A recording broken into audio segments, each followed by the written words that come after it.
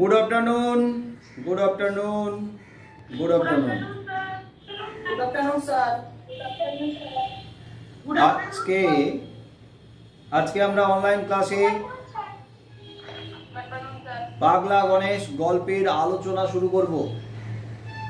এর আগে পাগলা গণেশ নিয়ে আমাদের আলোচনা করা হয়ে গেছে। লেখক শীর্ষেন্দু মুখোপাধ্যায়ের পাগলা গণেশ এই গল্পের ওপরে সামগ্রিক একটা আলোচনা আমরা গত ক্লাসে করে নিয়েছি। আজকের আলোচনাতে আজকের ক্লাসে তোমরা অংশগ্রহণ করবে এইভাবে, আমি যখন প্রশ্ন করব তখন তোমরা চেষ্টা করবে তার উত্তর দেওয়ার। তবে সবাই একসঙ্গে উত্তর দিও না, তাহলে শুনতে পাবো না। আগে আমি একটু আলোচনা করে নিই, তারপরে আমরা এখানে যত ছোট প্রশ্ন আছে, অতি সংক্ষিপ্ত প্রশ্ন, সেগুলো নিয়ে আলোচনা করব। এখানে যে সমস্ত তথ্য দেওয়া আছে সেগুলো নিয়ে আলোচনা করব। আর কিছু শব্দ আছে যে শব্দ তোমাদের কাছে হয়তো একটু কঠিন, ওই শব্দগুলোর অর্থ নিয়েও আলোচনা করব। পাগলা গণেশ কার লেখা? বলো, পাগলা গণেশ এই গল্প কার লেখা?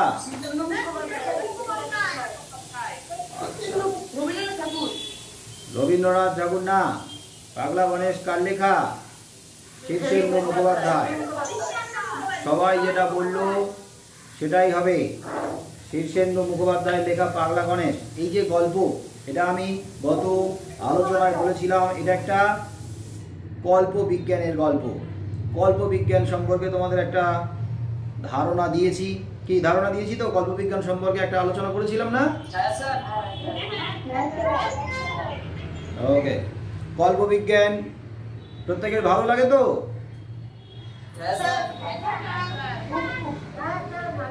কল্প বিজ্ঞানের গল্পগুলো পড়তে ভালো লাগে না? আর যদি পারা যায়, আর তোমরা যদি পারো, একটু চেষ্টা করো গল্প বিজ্ঞানের কিছু ছোট ছোট গল্প লিখতে। কারণ বিভিন্ন ধরনের গল্প পড়ে তোমাদের দারুণ ভালো লাগে, মজা লাগে, আনন্দ পাও। তো তোমাদের মনের মধ্যেও কিন্তু এই কল্প বিজ্ঞানের অনেক গল্পের কাহিনী থাকতে পারে। নিজেদের মনের মতো করে ওই কল্প বিজ্ঞানের কাহিনী, তারপরে নিজেরা কিন্তু গল্প লিখতে পারো, বেশ ভালো লাগবে। তো আজকের আলোচনার পরে আমি কিন্তু এটাই তোমাদের এই সপ্তাহের জন্য বাড়ির কাজ দেবো, হোমওয়ার্ক দেবো, যে কল্প বিজ্ঞানের ওপরে যে কোনো একটা গল্প, অবশ্যই সেটা তোমার নিজের মন থেকে, নিজের ভাবনা থেকে একটা গল্প লিখবে কল্প বিজ্ঞানের উপরে। কত রকমের গল্প হতে পারে, তুমি কি ভাবছো, তুমি কি কল্পনা করছো? এই যেমন পাগলা গণেশ গল্পে কত সালের কথা বলা হয়েছে? আজ থেকে কত বছর পর, কত সালে? 3589।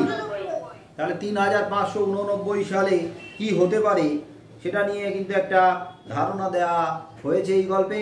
তো তোমরাও চেষ্টা করবে আগামী কয়েকশো বছর পরে, কয়েক হাজার বছর পরে কি হতে পারে পৃথিবীতে, তার একটা গল্প তোমরা নিজেরা বানাবে, তার একটা গল্প তোমরা লিখবে। লিখে আমাদের যে স্কুলের হোয়াটসঅ্যাপ গ্রুপ আছে ওই গ্রুপে পাঠাবে। আমি গ্রুপটা শনিবার দিন দুপুরের নাগাদ খুলে দেব। যাই হোক, তার আগে আমরা আলোচনা করি। এখানে পাগলা গণেশ গল্পে কতগুলো শব্দ আছে, সেই শব্দগুলোর অর্থ আমি জিজ্ঞেস করব। তার আগে আমি একটু তোমাদের কাছ থেকে শুনে নিই। পাগলা গণেশ গল্পে সবার কাছে বই নেই, এটা একটা ব্যাপার, কিন্তু যাদের কাছে বই আছে তারা তো পড়েছো।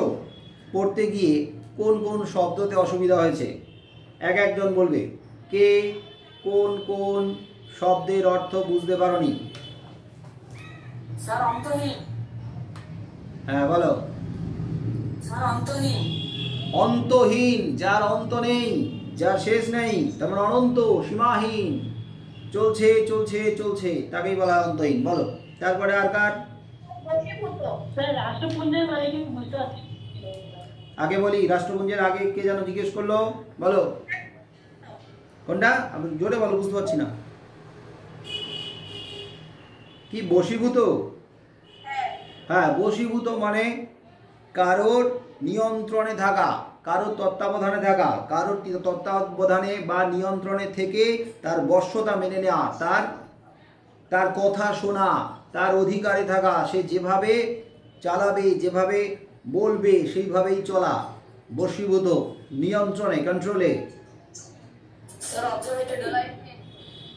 আচ্ছা, তার আগে বলি, রাষ্ট্রপুঞ্জ জিজ্ঞেস করছে, আমি কিন্তু যে শব্দগুলো বলছি সেই শব্দগুলো যেন আর পরে আমাকে রিপিট করতে না হয়। তোমরা কিন্তু সবাই একসঙ্গে শুনে নেবে, কারণ একই শব্দের অর্থ আবার আমি পরে বলবো না। রাষ্ট্রপুঞ্জ, রাষ্ট্রপুঞ্জ বা জাতিসংঘ, এই যে রাষ্ট্রপুঞ্জ বা জাতিসংঘ, এটা আন্তর্জাতিক একটা সংগঠন। এই রাষ্ট্রপুঞ্জ বা জাতিসংঘ প্রতিষ্ঠিত হয়েছিল 1945 সালে এবং সেটা একটা বিশেষ উদ্দেশ্য নিয়ে প্রতিষ্ঠিত হয়েছিল। দেখো, আমাদের দেশে কি হয়, বিভিন্ন রকমের সমস্যা হয়, সেই সমস্ত সমস্যাগুলোর সমাধানের জন্য রাষ্ট্র তার ব্যবস্থা করে সমাধানে। কিন্তু সারা পৃথিবীতে বিভিন্ন ধরনের বড় বড় সমস্যাগুলো আছে। ধরো দেখা গেল প্রাকৃতিক দুর্যোগ, এই যে ঝড়, তুফান, বন্যা, বিভিন্ন রকমের প্রাকৃতিক দুর্যোগে কত মানুষ মারা যায়, কত মানুষ অসহায় হয়ে পড়ে। তো সেই সমস্ত দুর্যোগ থেকে তাদেরকে রক্ষা করার জন্য, উদ্ধার করার জন্য তখন জাতিসংঘ কিন্তু সাহায্যের হাত বাড়িয়ে দেয়, হস্তক্ষেপ করে আন্তর্জাতিক ক্ষেত্রে, মানে পৃথিবীর যে সমস্ত বড় বড় সমস্যাগুলো।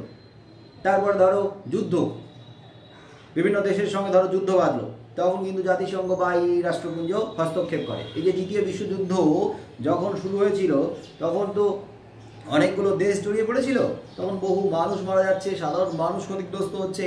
তখন এই রাষ্ট্রপুঞ্জের হস্তক্ষেপে তৃতীয় বিশ্বযুদ্ধের সমাপ্তি ঘটেছিল।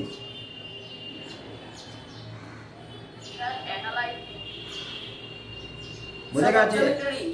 না না, আমি বলছি রাষ্ট্রপুঞ্জটা নিয়ে কি আর কারোর কোনো প্রশ্ন আছে? তাহলে বিভিন্ন বড় বড় সমস্যাগুলো রাষ্ট্রীয় না আন্তর্জাতিক মানের সমস্যাগুলোকে সমাধান করা হয়। আর যে বর্তমানে রাষ্ট্রপুঞ্জের যে মহাসচিব, রাষ্ট্রপুঞ্জের সব থেকে উঁচু, এক মিনিট আমি এটা শেষ করি, রাষ্ট্রপুঞ্জের সব থেকে যে উঁচু পদ, বড় পদ, সেই বড় পদটা হচ্ছে মহাসচিবের পদ। আর সেই মহাসচিব, বর্তমান রাষ্ট্রপুঞ্জের মহাসচিবের নাম আন্তোনিও গুতারেস। মনে থাকবে? আন্তোনিও গুতারেস মহাসচিবের নাম। এখানে আছে না, পাগলা গণেশ হতো রাষ্ট্রপুঞ্জে মহাসচিবের কথা বলা আছে, আছে না? রাষ্ট্রপুঞ্জের মহাসচিব এসে পাগলা গণেশকে কি বলেছিল বলো?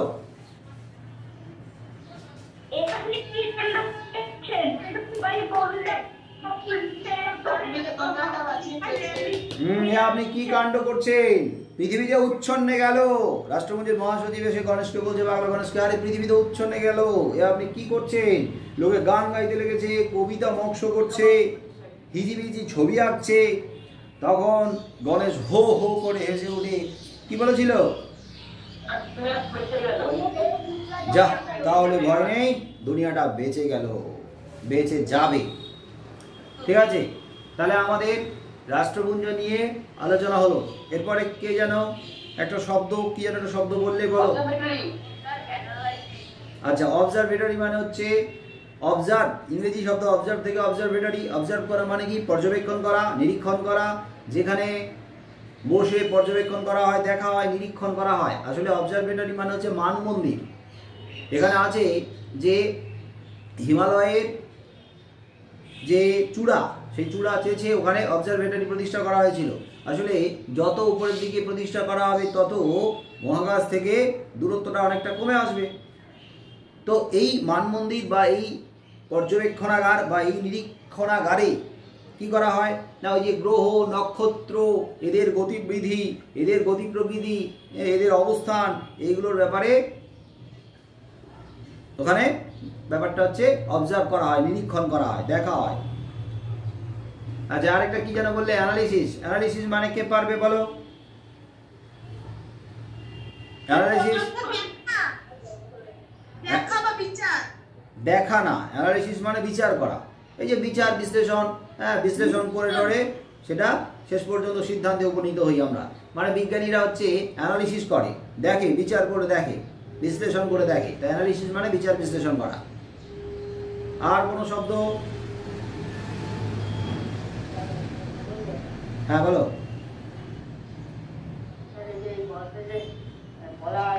হ্যাঁ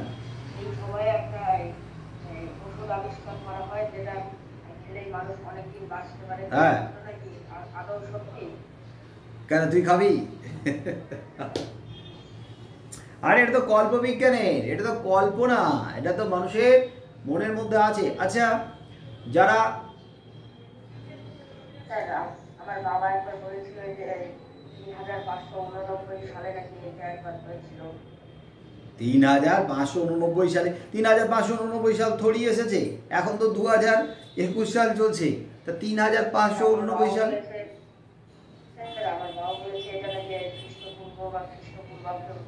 না না না না না না না, বাবা যেটা বলেছে, বাবা বোধহয় কোথাও না কোথাও একটু ভুল বুঝেছে। আমি তোমাদেরকে যেটা বুঝিয়েছিলাম সেটা যদি তোমরা বুঝে থাকো তাহলে বুঝতে পারবে, আর না হলে এখন আবার একবার বলে দিচ্ছি যে আজকে লেখক যখন গল্পটা লিখছেন সেই সময় থেকে তার যে ভাবনার শক্তি, তার যে কল্পনা শক্তি পিছিয়ে যাচ্ছে না, সামনে এগিয়ে যাচ্ছে। সামনে, এখন 2021 সাল, সামনে গিয়ে। এটা খ্রিস্টের জন্মের আগে নয়, যীশু খ্রিস্টের জন্মের আগেটাকে নয়, এটা এখন থেকে পরবর্তী সময়, মানে এই লেখাটা রচনার থেকে পরবর্তী সময় লেখক ভাবছে যে 3589 সালে কি হতে পারে। আজকে যখন বোঝা যাচ্ছে না, আজকে যখন বিজ্ঞান এত এগিয়ে গেছে, তাহলে আজ থেকে আরও সামনের দিকে বলো, বিজ্ঞানের গবেষণা এগোবে না পিছবে না থমকে যাবে? এগোবে না, আরো দ্রুত গতিতে এগোবে। তাহলে এইরকমভাবে বিজ্ঞানের গবেষণা যদি এগোতে থাকে, চলতে থাকে, তাহলে আজ থেকে 3589 সালে গিয়ে তাহলে কি হতে পারে? তাহলে এরকম হতে পারে, এই যে ছবি আঁকা, গান, সংস্কৃতির চর্চা সব বন্ধ হয়ে যাবে, আর সবাই বিজ্ঞানের চর্চা করবে, আর বিজ্ঞানের চর্চা করে মানুষ হয়ে যাবে যান্ত্রিক। মানুষের মন থেকে যে আবেগ অনুভূতি সব হারিয়ে যাবে। কি তাহলে বোঝা গেল? বাবাকে কিন্তু একটু বুঝিয়ে বলো, ঠিক আছে?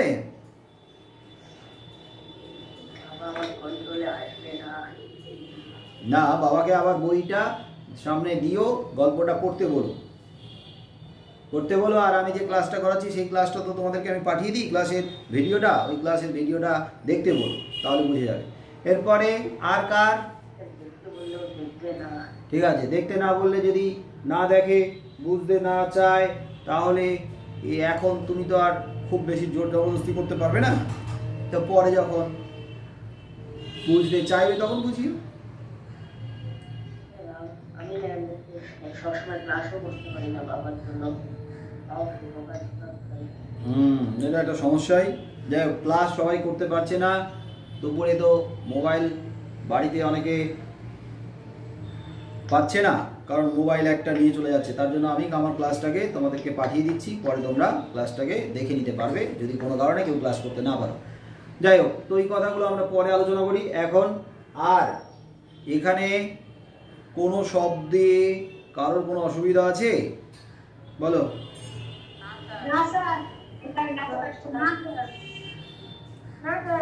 কোনো অসুবিধা নাই, আমি জিজ্ঞেস করবো কিন্তু এবারে। তাহলে এবারে বলো, ফিরোজা আকাশ ছিল। ফিরোজা মানে কি? ফিরোজা মানে হচ্ছে আসমানি বা নীল রং। আসমান, আকাশের যে রংটা হয় হালকা নীল, তো নীল আকাশ। তাহলে ফিরোজা আকাশ মানে নীল আকাশ, তাহলে ফিরোজা মানে নীল। আচ্ছা, কার ক্যামেরা অন হয়ে আছে? ক্যামেরা অন করে ক্লাস করার দরকার নেই, ক্যামেরা অফ করে দাও। হ্যাঁ বলো। হ্যাঁ, নির্মিত। নির্মিত মানে হচ্ছে নির্মাণ করা। গড়া, তৈরি করা। ও আচ্ছা, আর আর কোন শব্দের অর্থ যে পারছো না? স্যার মন্ত্রমুগ্ধ।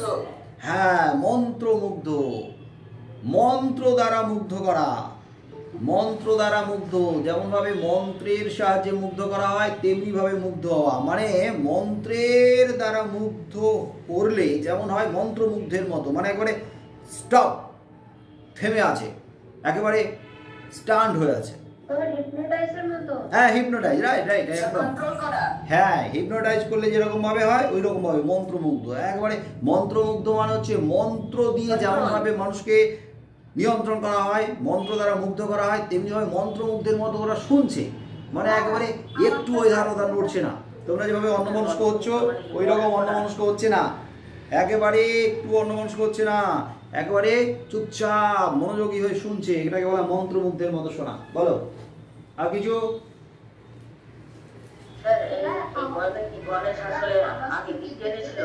হ্যাঁ, গণেশ আগে বিজ্ঞানী ছিল, গণেশ আগে বিজ্ঞানী ছিল, তবে গণেশ বিজ্ঞানী ঠিক ছিল না।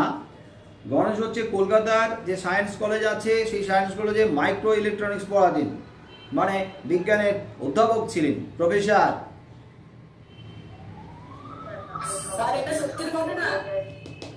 না তো, সত্যি ঘটনা না, এটা লেখক নিজের মতো করে কল্পনা করেছেন।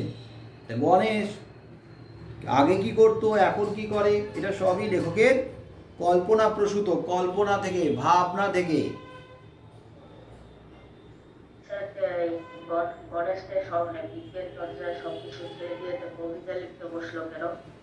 এটা তো তোমরা গত ক্লাসে বুঝেইছো, আমি তো বুঝিয়ে দিয়েছি। অনুপ্রাণিত মানে কি? অনুপ্রাণিত মানে হচ্ছে ইংরেজিতে যাকে ইন্সপিরেশন বলা হয়। কেউ কারোর দ্বারা অনুপ্রাণিত হচ্ছে, তাকে দেখে উৎসাহিত হচ্ছে, তাকে দেখে লেখার জন্য প্রস্তুতি নিচ্ছে, প্রস্তুত হচ্ছে।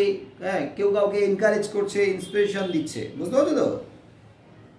হ্যাঁ, মনে হতে পারে আমি কাউকে দেখে মনে করলাম যে না, ওই লোকটা ভালো কবিতা লেখে, আমিও কবিতা লিখবো। এই ইন্সপায়ার থেকে এই অনুপ্রাণিত ব্যাপারটা আসে। কাউকে দেখে আরো আগ্রহ প্রকাশ করা, লেখার প্রতি ঝোঁক তৈরি হওয়া, কোনো কিছুর প্রতি।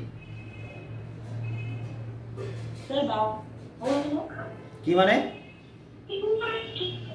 শুনতে পেলাম না। হ্যাঁ, বাহু, আবার একবার বল। বাহুলতা, বাহুলতা না বহুলতা? এখানে বাহুলতা, হ্যাঁ, বহুলতা তো মানে তো অনেক, বহু অর্থে। আর এখানে হচ্ছে বাহুলতা মানে বহুল্য থেকে, মানে হচ্ছে অনেক পরিমাণ, অনেক কিছু, অনেক বহু থেকে শব্দটা এসছে।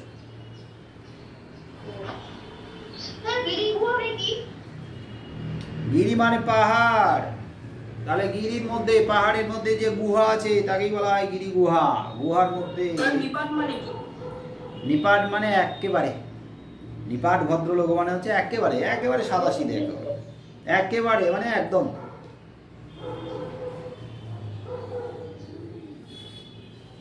আচ্ছা বল, নবলোক মানে কি? কি লোক বলো, কি লোক? শুনতে পেলাম না, কি লোক বলেই না। আচ্ছা, গণেশ কলকাতার সায়েন্স কলেজে মাইক্রো ইলেকট্রনিক্স পড়াতো। গণেশের বয়স কত? কে বলতে পারবে গণেশের বয়স কত? 150 বছর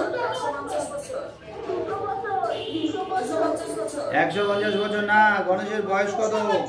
গণেশের বয়স 200 বছর। গণেশের বয়স 200 বছর। কিন্তু গণেশ আজ থেকে কত বছর আগে মৃত্যুঞ্জয় টনিকটা খেয়েছিল?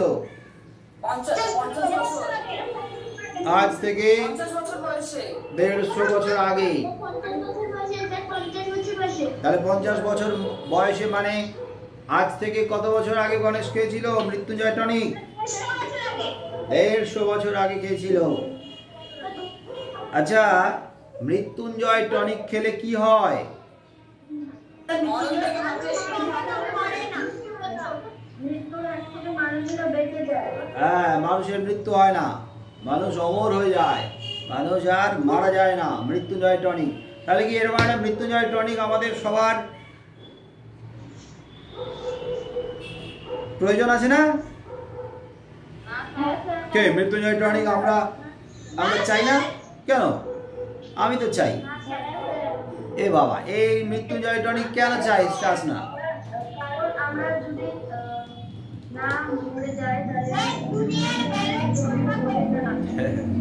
দুনিয়ার ব্যালেন্স ঠিক থাকবে না কেন?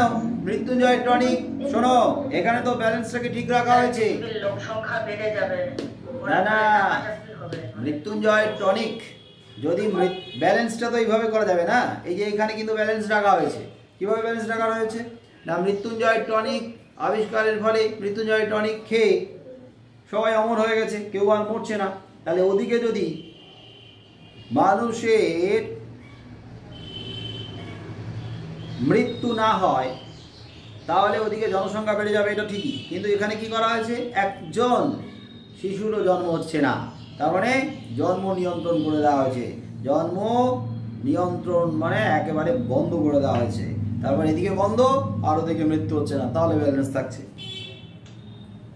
এভাবে ব্যালেন্স করা হয়েছে। এবং এটাও করা হয়েছে, যেহেতু জন্ম হচ্ছে না, কোনো শিশুর জন্ম হচ্ছে না, তাহলে যদি কেউ মারা যায় তাহলে তো জনসংখ্যা কমতে থাকবে। তাহলে মারা যাওয়ার পরেও কিন্তু মৃত মানুষকে বাঁচিয়ে তোলা হচ্ছে। আচ্ছা, এখানে এই পাগলা গণেশ গল্পে একটা অত্যাশ্চর্য আবিষ্কারের কথা তো জানা গেল, মৃত্যুঞ্জয় টনিক। এছাড়াও এখানে আরেকটা আবিষ্কারের কথা বলা হয়েছে, অসাধারণ আবিষ্কার, একদম গল্পের শুরুতেই আছে। কি সেটা? হ্যাঁ, মাধ্যাকর্ষণ প্রতিরোধকারী মলম। আচ্ছা, মাধ্যাকর্ষণ প্রতিরোধকারী মলম, এই পৃথিবীর মাধ্যাকর্ষণ আছে বলেই আমরা পৃথিবীতে আটকে রয়েছি। আমরা পৃথিবী থেকে ওপরের দিকে ভেসে যেতে পারছি না। আমরা যতই পৃথিবীতে দাঁড়িয়ে লাফ দিই না কেন, একটা উচ্চতায় উঠেই আবার কিন্তু আমরা পৃথিবীতেই পড়ে যাই। তাহলে পৃথিবীতে মাধ্যাকর্ষণ, হ্যাঁ গ্র্যাভিটি, মাধ্যাকর্ষণ শক্তি আছে বলেই আমরা পৃথিবীতে আটকে রয়েছি। এইবারে এই মাধ্যাকর্ষণ শক্তিটাকে যদি প্রতিরোধ করে দেওয়া যায়, একটা মলম আবিষ্কার করা হয়েছে, যে মলম দিয়ে মাধ্যাকর্ষণ শক্তিটাকে একবারে হ্রাস করে দেওয়া হয়েছে, বন্ধ করে দেওয়া হয়েছে। তাহলে এখন পৃথিবীর মাধ্যাকর্ষণ শক্তি নাই, পৃথিবী টেনে রাখতে পারছে না। তাই যে যার মতো একটা যন্ত্র তৈরি করে, উড়ান যন্ত্র তৈরি করে উড়ে বেড়াচ্ছে। হ্যাঁ, উড়ান যন্ত্র। এখানে যে উড়ান যন্ত্রগুলোর কথা বলা হয়েছে না, তার মধ্যে অনেক রকমের উড়ান যন্ত্র আছে। বলো, ডাইনিদের বাহন কি? ডান্ডাওয়ালা ঝাঁটা। হ্যাঁ, কি মানে কি? নত মানে নিচু করা, মস্তক মানে মাথা, মাথা নিচু করা, অবনত হওয়া, মাথা নিচু করা, সবকিছু মেনে নেওয়া। আচ্ছা বলো, কার্তিকের বাহন কি? ময়ূর। আর নারদের বাহন কি? নারদের বাহন, নারদ ঢেকি। তাহলে কেউ তো ঢেকির মতো, কেউ ডান্ডাওয়ালা ঝাঁটার মতো, কেউ কার্পেটের মতো, কেউ কার্তিকের বাহন ময়ূরের মতো উড়ান যন্ত্র আবিষ্কার করছে, করে তাদের বিষয় কর্মে, কাজকর্মে এদিক ওদিক আদত করছে। আবার এই যেমন উড়ান যন্ত্র আবিষ্কার করেছে, তেমনি কোনো কোনো মানুষকে দেখা যাচ্ছে তারা কি করছে, গায়ে নকল কৃত্রিম ডানা লাগিয়ে নিয়েছে, পাখনাওয়ালা ডানা লাগিয়ে নিয়েছে, পাখনা নামিয়ে নিয়ে উড়ে উড়ে বেড়াচ্ছে। অদ্ভুত ব্যাপার। হ্যাঁ, পিপে। পিপে মানে হচ্ছে ওই যে তেলের বড় বড় ড্রামগুলো হয় না,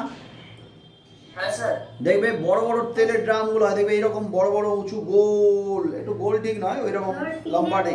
হ্যাঁ, ওগুলোকে পিপে বলে। তো ওই পিপে আবার কাঠেরও হয়। তো সেই পিপের মধ্যে পিপেগুলো ভাসছে, পিপের উপরে চড়ে বেড়াচ্ছে, পিপের মতো দেখতে।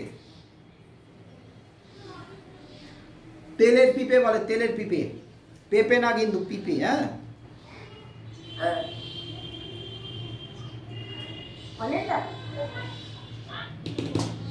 বলো অন্তরিক্ষ মানে কি? অন্তরিক্ষ, অন্তরিক্ষ মানে আকাশ। হ্যাঁ, বলো গঙ্গোত্রী মানে কি? গঙ্গোত্রী,